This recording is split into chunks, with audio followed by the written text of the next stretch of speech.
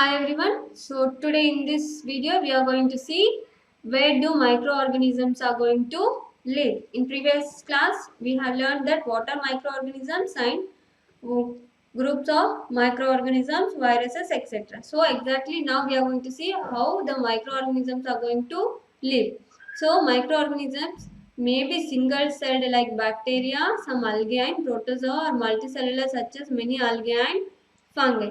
So microorganisms either they may be single celled and they also may be multicellular. Okay, they live in all types of environment. So in every way you are going to see the microorganisms, from cold places to the hot springs. That hot springs are nothing but two hot areas, and ice cold climate is nothing but completely Antarctica. Also you are going to see the microbes. This means what? Everywhere you are going to see the microorganisms.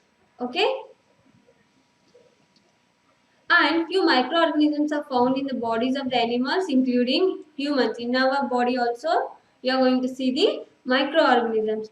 And microorganisms, they always don't harm. Few microorganisms are helpful to us and few are going to harm us. Okay, so what are the we let us see which microorganisms are helpful for us, and what is the role between microorganisms. Us is nothing but human beings. Okay, so the role between microorganisms and human beings, how they are related, we are going to see here.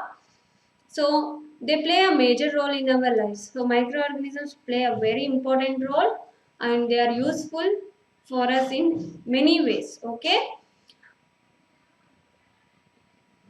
and few other microorganisms are going to cause us diseases also.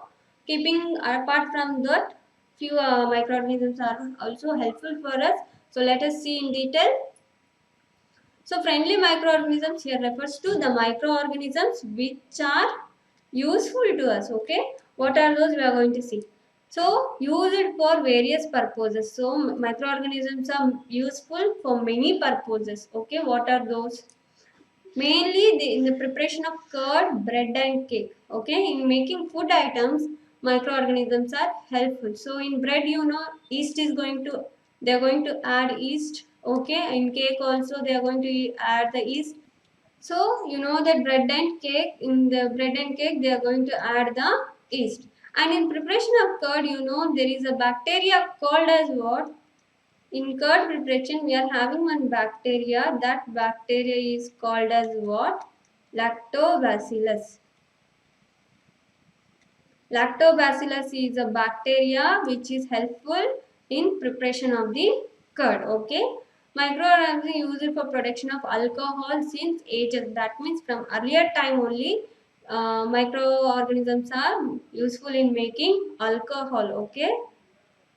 From olden days only we are using microorganisms in preparation of the alcohol, and they are used in the cleaning up of the environment.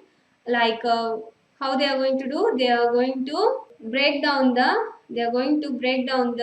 organic waste like vegetable peels, remains of animals, fecus.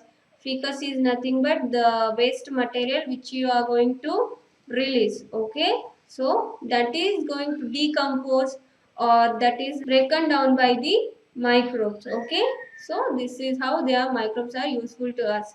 Okay, and microorganisms are also useful in the preparation of medicines. So in the preparation of medicine also microorganisms are helpful. Okay, in agriculture they are used to increase soil fertility by fixing the nitrogen. So in earlier class I said one nitrogen fixing bacteria, rhizobium, remembered? So this is the bacteria that is present in the root nodules of the plants, and that is they are going to fix the atmospheric nitrogen. Okay. So in this way, that microorganisms are helpful. So microorganisms are useful in the preparation of medicines. They are useful in the preparation of food.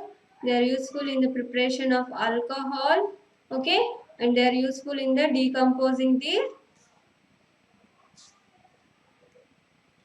waste materials. Okay, got it? And they are going to increase the soil fertility.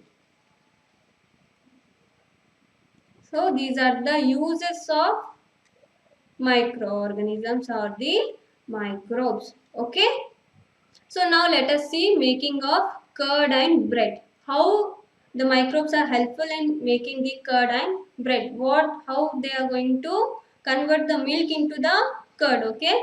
So you all know that milk is converted by curd by a bacteria called as what? Lactobacillus bacteria. Lactobacillus is a bacteria name. Okay.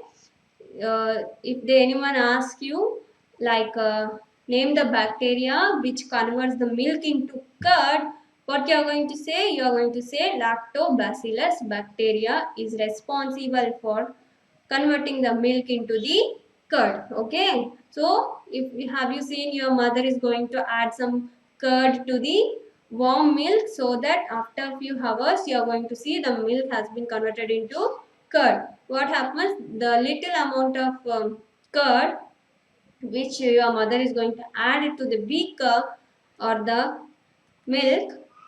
Okay, what happens? It's going to be multiplied in the milk. The bacteria is going to multiply and the milk is converted into curd. Got it? So it multiplies in milk and converts into curd. Okay. So they are also useful. Few bacteria are involved in making cheese, pickles, and many other food items, it seems. So have you seen the rava? That is nothing but suji. Uh, Idlis and baturas is curd. So in few food items like rava or in making baturas, you are going to see that curd is added to the rava or the few items. Why they are going to add? Because they help in fermentation process. Okay.